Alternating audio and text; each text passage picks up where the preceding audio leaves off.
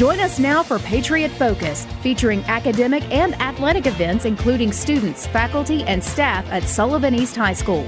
Our show is sponsored by Continental Alarm Systems of Bluff City.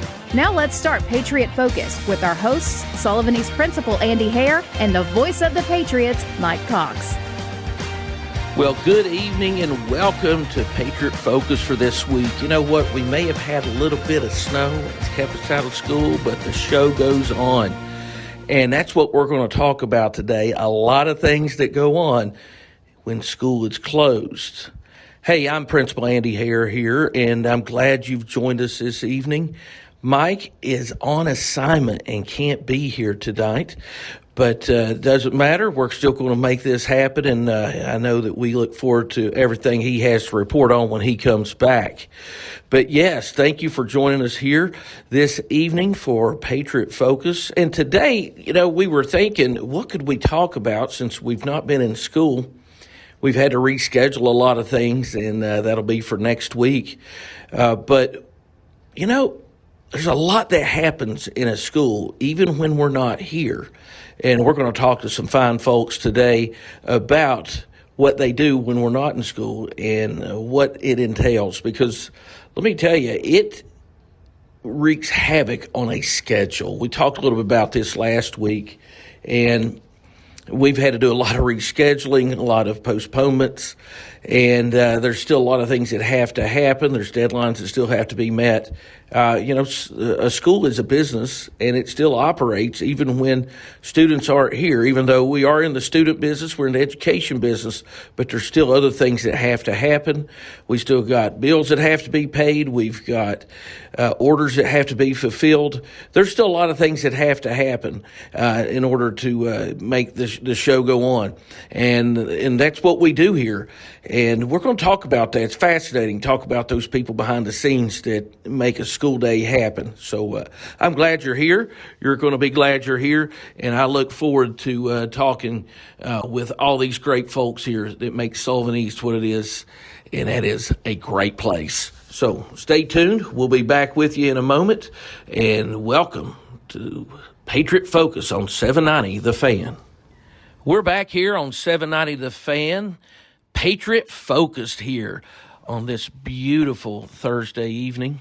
And we've been talking about what happens at school when we're not in school and that the show goes on. And we are joined right now with Sullivan East High School bookkeeper and showstopper, Sarah Spangler. Sarah, welcome to the show. Thank you. So tell us a little bit about what you do. What's a bookkeeper? Is that like somebody that just looks at books? I thought that was the librarian. What actually is the bookkeeper? Actually, my children, when I applied for this job, thought I was actually going to be helping the librarian. And I was like, no, a bookkeeper is the person who handles all the money of the school.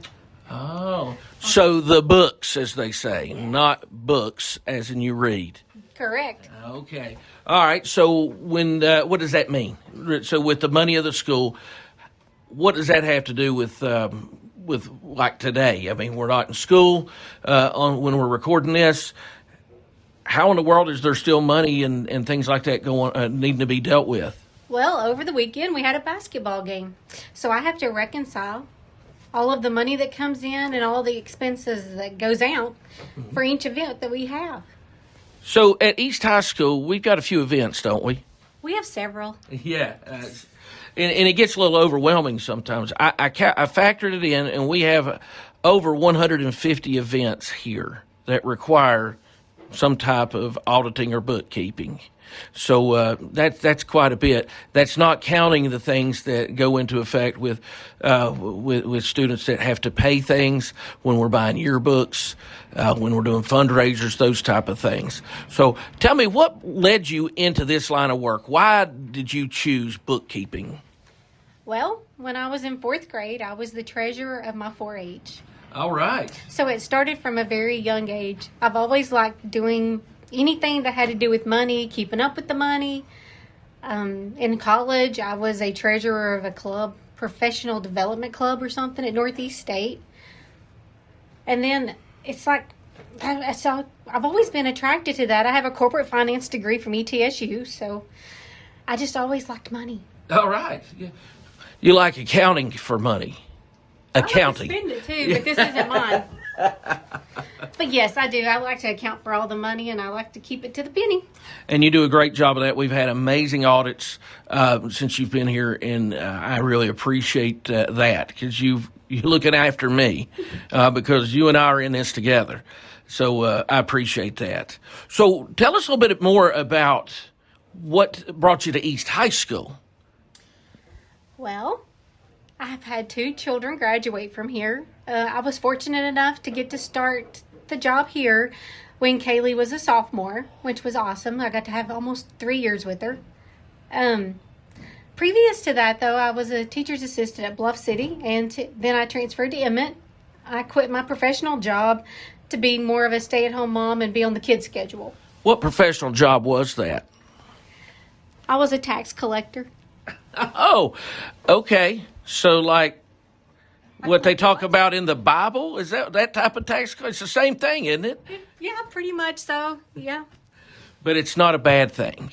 No, because what do you do with that? What does that mean? Well, in the state of Tennessee, sales tax is collected, and that helps pave our roads on our interstates and any kind of government type facilities. Sales tax also goes into our local governments of running the Sullivan County schools and the municipals for the government. Yeah, and so that's a pretty cool job. Was it difficult at times?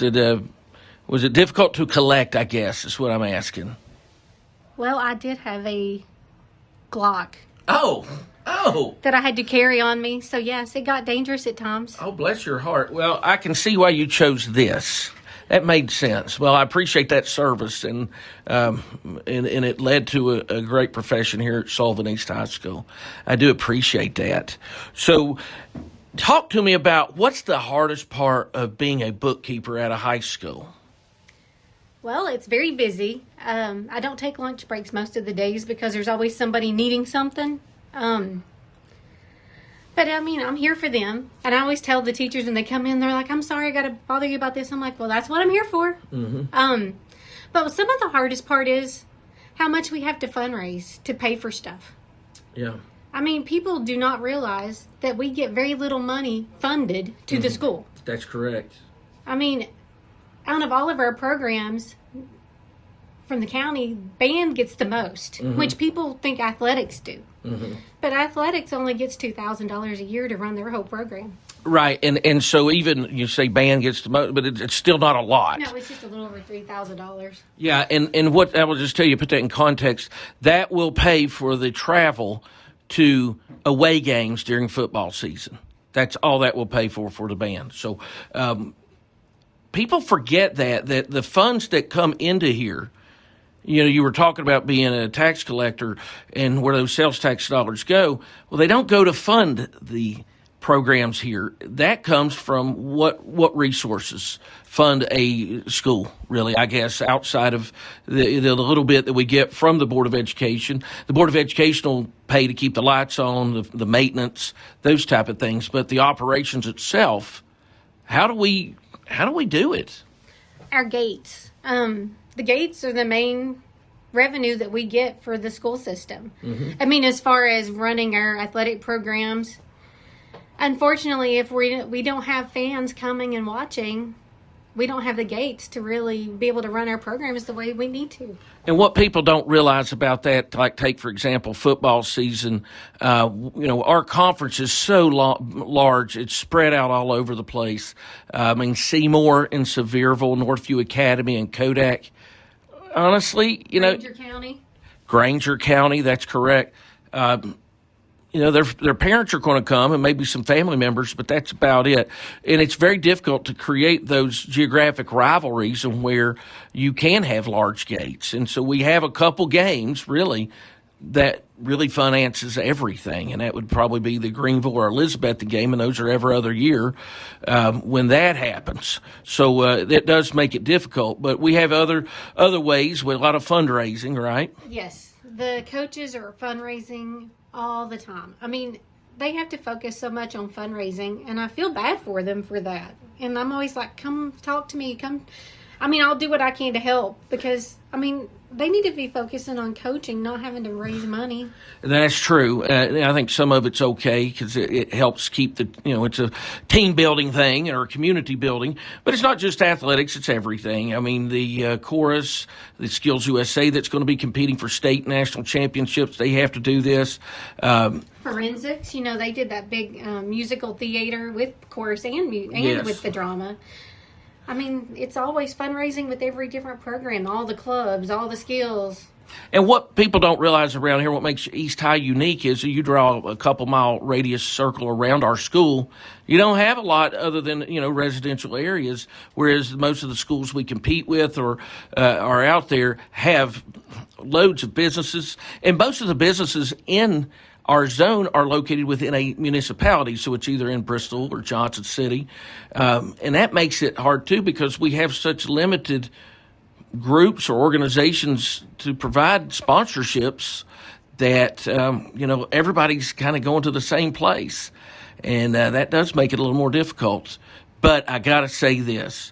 Our people are amazing, and they always rise to the occasion and step up. And I can't say thank you enough to the people out there that sponsor our students, sponsor our teams, sponsor our clubs, and sponsor our schools. So thank you all for that effort that you put forth to make East High School what it is and help make Miss Spangler's job a little easier in balancing that budget. Sarah, thank you so much for being on the show. And we just, like I said, can't do this job without you. And you and I are attached to the hip through this whole process. But even on these snow days, you're here making sure everything flows perfectly. So thank you. You're welcome. The bills don't stop just because of snow day. That's right. I appreciate you making it happen. Thank you. I love my job. I really, truly, I love being here. Well, we love having you here. You're a ray of sunshine for us all. Thank you so much, Sarah. And you know what? We're going to talk a little bit more about some other fine folks who are bringing sunshine to the school on these snow days on this next segment of 790 The Fan. All right, ladies and gentlemen, welcome back to Patriot Focus on 790 The Fan. We're talking about why we have to come to work when it's a snow day at school. Well, there's a lot of things that happen, and we're joined right now with some of our custodial staff that come in to do a tremendous amount of work when we're not in school. So, ladies, introduce yourself if you don't mind. I'm Zoe Ellis. Patty Collins. Tanya Chappell. All right. Tanya, Patty, Zoe, thank you all for coming in. So tell us about what happens when we have a day like today or yesterday when we weren't in school. What do you do that you typically don't do on a regular day? Patty, you want to take a stab at that? Well, today we're painting. We've been working on some paint and VOTEC, and today's a good day to do the doors where the kids are not here to go, where they go in and out all the time. I think that's a pretty smart thing to do, to wait until kids aren't here to do that, because what would happen if they were here? They would have it all over their clothes, yes, they do, and then the doors would be messed up. Well, it's not just the kids you got to worry about, because these fine ladies have been doing a lot of painting up here, and I actually leaned into the wall and took care of that for them. So God bless you all. I'm sorry we had to redo it. But anyway, what else do you do here that you typically wouldn't do when we're out of school like this, especially when the temperatures are the way they are? We do a lot of salting outside, and also we do deep cleaning in the classrooms to kill all the germs from all the viruses that's going on. See, people don't think about that either. We have over 800 people, students in this building, and then another 100 adults that walk here, and it becomes a little bit of a petri dish, so to speak, a science experiment. And so you all are the ones that make sure it stays clean and healthy and safe. I appreciate that. So you do a lot of salting outside. What do you do, Zoe, to make sure that there's some other preventative measures, like making sure the hallways stay warm? How do you do that? Because we don't have heaters in the hallway. What do you do? Open the classroom doors and make sure the heaters are on. Okay. So you got to go through and make sure all the units are turned on, because do they get turned off? Yes, quite often. Well, I know that sometimes it's either too hot or too cold, but when we have events when the temperature gets down in the single digits, we got to make sure it stays warm, right? Yeah. Yeah. So, Zoe, how long have you been doing this here at Sullivan East? About, I don't know, since probably like September. Maybe. Okay, so since September, so this is your first winter working. Is it what you thought it was going to be like? Not really. How's it been different? What's been different for you? I don't know. Yeah, I mean it is a little. It's just different. You don't know what you don't know. No. Exactly. So, Patty, you've been doing this a couple years here in Sullivan County. How long have you been working at Sullivan East? 8 years. Okay, 8 years, and you came from where? Holston Valley out of the cafeteria. Okay, and you have put in. You said this isn't your first winter. No. Has this been one of the strangest winters? Have you experienced the temperatures getting to this point before? I don't think we've got this cold before. Okay. We've had lots of times we've had to shovel and salt, but this has been extremely cold temperatures. Yeah. And so far, the building's held up pretty good? Yes, we had an issue where it tripped off, but it was right back on as soon as it was called in, the heat. Yeah. So, Tanya, let me ask you something. You've been here a couple years as well. How long have you been at East? Around 10 years. Okay. So you've been here a decade. So you got here the year before I got here. So this is my 9th year. You've been here 10. What is unique about, why is it important to keep the hallways warm? What's in the ceilings here that people don't think about and that it's important if the heat's not on could happen? We have to keep the hallways warm because all the pipes in the ceilings, that's where we get our heat from and our water. And if they would freeze, they would bust, and we would really have a mess. You said it right there. So it's so important to keep that temperature at the right level so that you don't have burst pipes, because that is so common. We've worked here before when that's happened. And boy, what a mess that can become. All right, so you've done that. You've been painting. Let me ask you something. The painting has been amazing. Whose idea was it to really start doing this? It started in the gym. I remember a couple people coming to me talking about a vision they had. Do you want to address that, Tanya? We just had a vision that it would look a lot better if it was clean looking. So it hadn't been painted in decades. So we decided to try to make the gym and the whole school look a lot better so the kids would be proud of where they went to school. Okay, so this was because I told you to do it? No, It was because you wanted to do it. You asked to do this. Guys, that's what makes East High School so special, is this is the ownership that we have here. That Tanya and Patty came to me with this vision they had because they wanted to give our students something to be proud of. And it kind of took off from there, didn't it? yes, now it's the whole school. And the vocational building. Against our will.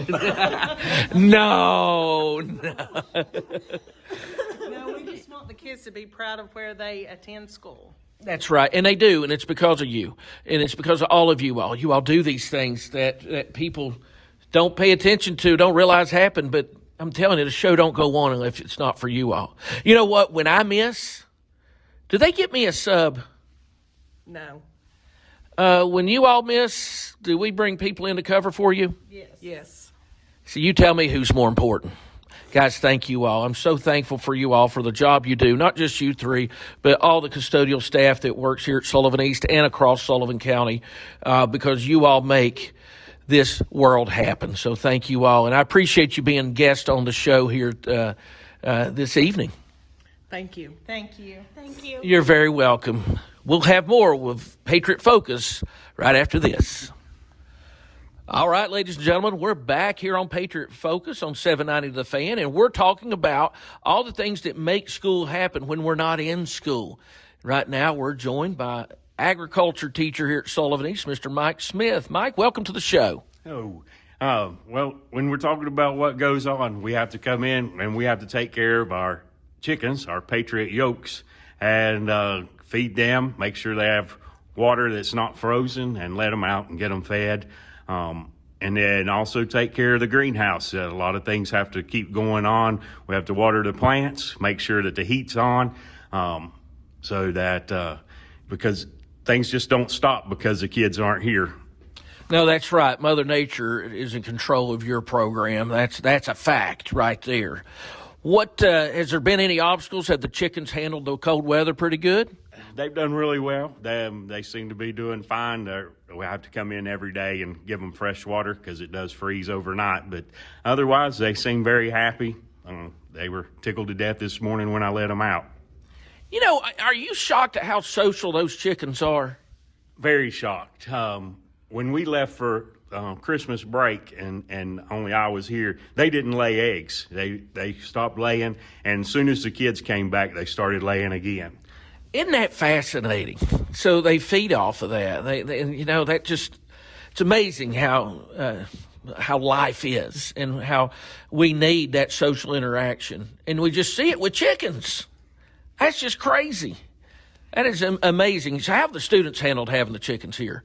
They truly enjoy them. Students from every classroom come and see them. They're really shocked about how an egg actually gets laid. Yeah. And when I take a fresh one that's just been laid into culinary, they just they just can't believe that they're actually going to cook a fresh egg that was just laid. How's that been, working with our culinary program with things you grow, with the spices and herbs and things that you can grow there to help them and kind of go from that farm to fork process? Has that been a cool thing for you all in the program? Yes, it has been. We've been able to grow microgreens for the culinary arts, and we are also starting to grow we're going to do a full garden for them for this spring. We'll start it in the greenhouse and then be able to move it outside this for the summertime. And I'm looking forward to being able to do that. And Mr. Daugherty is very excited about using stuff directly from the classroom or from what we grow to be used in culinary. It makes you appreciate things a lot more when you have that hands-on approach and when you've done it and you've had that sense of accomplishment. I also think it tastes better, too. You just remove that middleman from it and you take the grocery store out of it. How does this benefit the students, you think? I think the students really get to see how that they start something from a seed and then 3 to 6 weeks later they're actually eating something and that they grew. I think that seeing that whole process is very beneficial to them, even though it may take them a couple weeks for everything to come around. They just just having that completion really hits home with them. I think that's fascinating because, in this world we're in now, everything's instantaneous, and this teaches them how the process works. And that process can be used in a lot of things, not just in growing crops or in raising an animal, but it also goes to make their life better. So, Mike, you're part of FFA here. You're the sponsor of FFA, and you all have got competition coming up. Talk to us a little bit about that. Well, tomorrow, all the work that our kids have put into throughout their career is due. It's called an FFA state degree, and they have to be in Knoxville by morning. Or tomorrow afternoon, and I've had to come in, make sure that all the paperwork is completed, that all the signatures are where they need to be so that I can get those down there tomorrow. A lot of the schools some of the schools in the area do have to take students tomorrow, and they're kind of in a panic because almost a lot of schools are out today, but we're still going to have competition. We had competition the last time we were out, and I was able to take a student to Northeast State during that day. So what you're saying is when it's competition time, we're going to be out of school. Not necessarily, but yes, that happens. But the show goes on, and that's right. We still compete. That's what we were talking about, how the show does go on, and we still have school here. We're all about the students, and that's what we do this job for. And when they're not here, it just enables us to be more prepared to give them a better experience when they come back. So talk to us a little bit about FFA in general. What is FFA? All right. FFA is Future Farmers of America, and that we call it the National FFA. And the thing focuses leadership, growing leaders, getting students, living to serve, and so getting our kids involved in a community, get them involved in activities throughout the year. And also we have competitions where we have soil evaluation, we have public speaking, which is a big one for us. We have, we'll do landscaping, we'll do you get the state degrees. FFA state degree. An FFA state degree is students keeps records for at least 2 years, and they get recognition. They walk across the stage at state. They call their name out. So it's a really big deal for all their accomplishments that they've done. And not every student gets one. No. They have to have worked for it to have the ability to get one. It's a pretty big honor. It is, and I love seeing your kids, what they go on and do throughout our school. They're not just active in FFA, they're active at East High School and in the East community. And I see them involved in other organizations throughout the community. Our FFA students do amazing things in leadership just all around. And one of the things they do here, and FFA is involved with at East High School, is our CTE Kindergarten Day. That's just one of the greatest days at Sullivan East High School. I look forward to it every year. They look forward to it every year. Tell us a little bit about what they do, what that is, and how FFA is involved. When we do that, we get all the CTE programs involved. Each program highlights, gives them a little activity. And in my class, we have them plant a small plant, and then we send that home with them. The culinary arts, they usually do some type of project where they'll make something that they're able to take home and eat. I always ask them to make dirt and worms in there because I like it. The dirt and worms, it goes over pretty good, and it's a nice little project. The nursing department, they give them a small first aid kit, and everybody gets involved and showing them and getting the kids to doing something. They like fire science, where they get to blow the horn on the fire truck, wear the hats, and put the clothes on. But the kids really enjoy it. It's a long day for us. It takes a lot of preparation to have that many kindergartners come through the school. And it's something we all look forward to, for them coming in and getting a tour, and our kids really step up to the plate and help those kids plant their plant, make their soil dirt or soil cups and worms. And it's amazing to see our kids get down on their knees and work with those kids, and they just had their smile. Our kids at Sullivan East High School have just as big a smile as those kindergartners do when they're here. They do. It is amazing watching our kids. It's just great. And that's the first exposure these kindergartners have to high school. And we want them to have a positive experience. And so that's why we do this. It's part of our K-12 connection, and we do several programs throughout their elementary and middle school years before they come here. You do realize that this group of 7th graders are the first group that did this. So year after next, they're going to be here. Do you think that has a good impact on the future for our school and for the students? Absolutely. I know some of the kids that have been through here as kindergartners, and I've been able to speak to them, and they remember that coming through as a kindergartner, and it really, even they're in 7th grade, 6th grade, and they are excited to get here to be able to take those classes. So it does have a lasting impact on them. It was neat when we had 5th grade day here the other day, and they those students remembered coming up for kindergarten day. Yeah, it shows that they're part of something bigger. They're part of the Patriot Nation, and it's fantastic. Well, Mike, I can't thank you enough for all you do and for being part of the FFA and leading our kids and helping our school so much. So thank you so much. Thank you. That's it on this segment of 790 The Fan's Patriot Focus. We hope you all have a wonderful evening, and stay tuned for more great programming on this great station, and we'll see you all next week on 790 The Fan. Thanks for listening to Patriot Focus on 790 The Fan. Each Thursday at 6 p.m., we bring you all the academic happenings at Sullivan East High School, focusing on upcoming events on and off campus, also including the Patriot sports teams and events. Today's broadcast has been sponsored by Continental Alarm Systems of Bluff City. We now return to regular programming on 790 The Fan, WETB, Johnson City.